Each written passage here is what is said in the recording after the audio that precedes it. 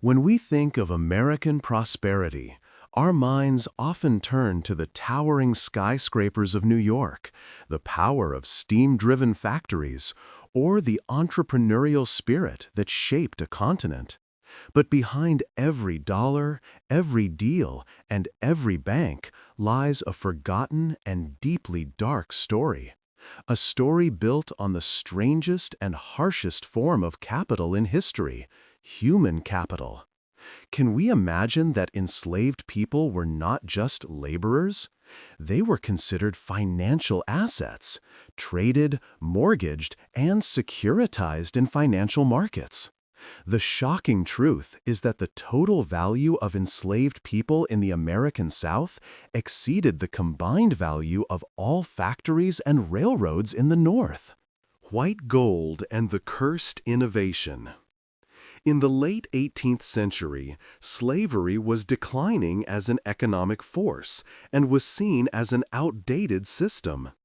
But everything changed with the invention of the cotton gin in 1793. This machine transformed cotton, a crop that was labor-intensive and difficult to process, into what became known as white gold. At the same time, the Industrial Revolution was igniting in Britain, with textile factories hungry for cotton. Suddenly, the American South became the cotton kingdom, supplying the world with this vital commodity. To fully exploit this boom, plantation owners needed two things: more land and more enslaved people. This expansion required enormous capital that the agricultural South did not have. And so, the dirtiest financial innovation in history was born. Humans as collateral. To secure financing, enslaved people had to be transformed from mere labor into assets that could be mortgaged. Legally classified as chattel property, enslaved individuals were turned into collateral for massive bank loans. Southern banks, especially in cities like New Orleans and Charleston, were not just lenders. They became direct participants in the human trade.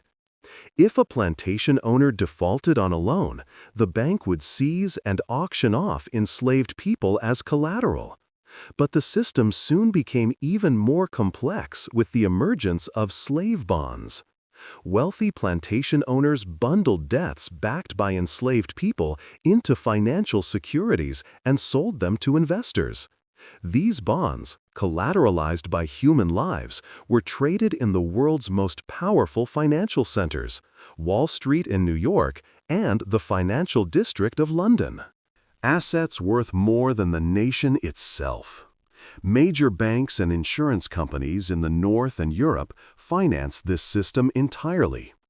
They accepted slave-backed securities as safe investments, not just because cotton was profitable, but because the collateral, the enslaved themselves, was considered impossible to lose in the eyes of investors. This Northern and European capital pumped hundreds of millions of dollars into expanding slavery. Plantation owners even insured the lives of enslaved people against loss, death, or injury. Human beings were appraised like machines, generating profits for insurance firms and solidifying their legitimacy as financial assets. The numbers expose the truth. By 1860, the market value of enslaved people in the South reached $3.5 billion. This exceeded the total capital invested in every factory, railroad, and canal in the entire United States combined. Enslaved people were the single largest financial asset in the nation. War as a financial collapse. When the Civil War began, it was not merely a moral conflict. It was a massive financial crisis. As Union forces advanced, the value of the collateral, enslaved people, collapsed. Northern banks withdrew support, triggering a crushing credit crisis in the South. Emancipation did not just free people, it wiped out the largest asset class in America overnight. This colossal collapse destroyed Southern financial institutions and inflicted huge losses on banks holding slave bonds. Emancipation was effectively a forced debt restructuring that reshaped the financial landscape. A legacy that never died. Even after the abolition of slavery, the financial mechanisms developed to support it survived, such as mortgage securities and asset insurance. The American financial system was not rebuilt from scratch. It evolved from the legacy of debt financed by human lives. Some of today's largest financial institutions have been forced to acknowledge their historical ties to slavery, proving that the threads of this dark past are still woven into our economic fabric. The next time you look at Wall Street or engage with the credit system, remember, this system was not built solely on gold and natural resources. It was engineered through financial innovations perfected by placing a price on human life. The forgotten story of human debt is a lasting reminder that economics is not just numbers. It carries deep moral and human consequences.